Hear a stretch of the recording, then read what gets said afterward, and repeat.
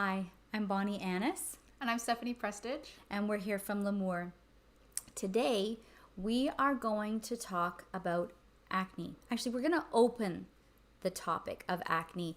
It is too huge to cover in a very brief video. So we're going to talk in several different settings, or seven... Series. We're going to do series. a series. That's the word I was looking for. I don't know. Words, they're hard. Let's go shopping. But we're going to introduce the topic of acne and its causes and some solutions. That sounds pretty big, but I think we're going to break it down into tiny little portions. So I think my first question is going to be, what is the Pilosebaceous Unit? Pilosebaceous Unit? What is that? First things first. You can say it any way you want to. Yeah, thank you. That's good. I like having permission to kind of make up my own pronunciations. Okay, so then what is it and what role does it have within the cause of acne? It's your follicle, or people say pore. Okay, clogged pores. Yeah, clogged pores, that's acne. Yeah, it's clogged pilosebaceous unit. Okay. Fancy. And then what happens when that what is the, Tomato. Okay, sounds good. So in that, what happens when that becomes clogged? It inflames, you get acne. But what's really happening is hyperactive skin cells. It's called hyperkeratosis. But they're just your skin cells. It sounds like something you would say when you're waving your magic wand. Hyperkeratosis. Yeah. But you don't want to wish that on anyone, do you? No. Or I always, I've had times with teaching where students talk about Harry Potter. Yeah, that's what it sounds like. Yeah. Hyperkeratosis. Yeah. But it's a bad spell. What happens when you get hyperkeratosis? Hyperactive. Okay, a lot of skin cells inside the unit. Like, we know we shed skin. Right. That's not new. But what not everyone always realizes is even inside your follicle, you shed skin. Okay, we and all then it comes out of your follicle. And your sebum helps it get out, and your hair is like a wick, you know? Oh, I like that. Yeah. So should I leave those little hairs on my chin to be a wick? No, my days of acne are over. That's not happening. Your skin cells are renewing, but they're not necessarily... Okay, yeah. So let me come back on that. Okay. They're hyper, as you said perfectly. Their keratin, like your dead skin cells, are falling off, but they're hyper. You're making too much. So when we have a nice healthy balance, you make a little and you make some oil and it all comes out nicely out. Okay. But it's like making cement. If you have like too much powder, okay, it can't get out. I like that analogy. It's like a clog. So a clog is always, like, the proper term is comedones, but people say blackheads. A blackhead is the start of an acne to develop. Okay. Because you took oxygen away. So now we talk about pathogenic microbes. There's no oxygen now, so the ones that love the no oxygen areas are like, I can start wreaking havoc and causing problems. No. Okay, so then what happens when we're in an anaerobic environment and we have hyperkeratinization in our pilosebaceous unit? I think I'm getting the steps now. You got it. So what happens in that anaerobic, what proliferates in that anaerobic environment? We now know Cutibacterium can really develop in that environment because, as we've talked about before, it's the one. I think that's very important too, that it's not just one thing. Not just one bacterium? Yep. Not just one bacterium. So we're getting bacterium.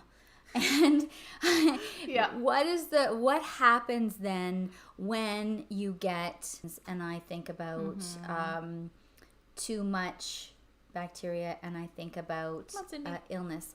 The cat always has to join us when we do a YouTube live. That's okay. She can stay here. Hi, Cindy. She purrs really loud. You can probably hear her in the sound. So what happens when we get this bacteria involved in our hyperkeratinized pilosebaceous units? Nice. Listen to me. We start to get the immune system involved. removed, we start to get overdeveloped of the pathogenic ones because now they have an environment to feed off of. Okay. So it's now too much bad bacteria, and we are feeding it because we've got these hyperkeratinized cells that are blocking oxygen. Okay. All right. So I think I'm getting this in a way that I have not gotten it before. So thank you so much. I love bullet points. I love learning keywords, and that really helps me. So now I have to ask the question, what does Esse do to solve for this problem? Focus on skin microbiome. Okay. I know we've talked about it a lot, but I don't think we can talk about it enough because there's still so much that's evolving from it. But so we have this bacteria proliferating in this anaerobic environment.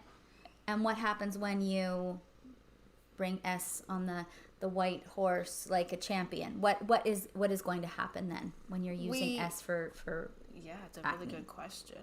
A couple things. We're now giving prebiotics to feed your good microbes. Okay, so we're giving it some more weapons and to support. fight the bad bacteria. We're giving it competitive exclusion. We are fighting off. We're pushing the bad out. So we've got the guys in white, and then they're the good guys coming. Good guys are good girls. Let's say the good girls. The good girls are coming along, and they're fed and they're healthy. And then the bad guys, sorry guys, are now no longer able to proliferate.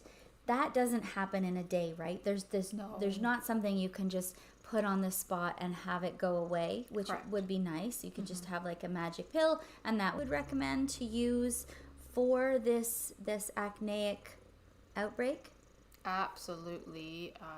I would definitely showcase a hero product in the range, I don't want to call it that, is the clarifying oil, because it actually has 4 different, oh thank you Cindy, she just shaking on me, it has 4 different live probiotics in the oil, not just one live probiotic. So you say oil, put oil on our skin. If we have acne, we need, always been no for me. Triclosan, it just kills everything, right? It's an antibacterial. And what we know now, when we take away all the bacteria, not just the bad bacteria, we get ourselves into further trouble. Okay, so how can you use an oil when you have acneic skin? We got to balance it.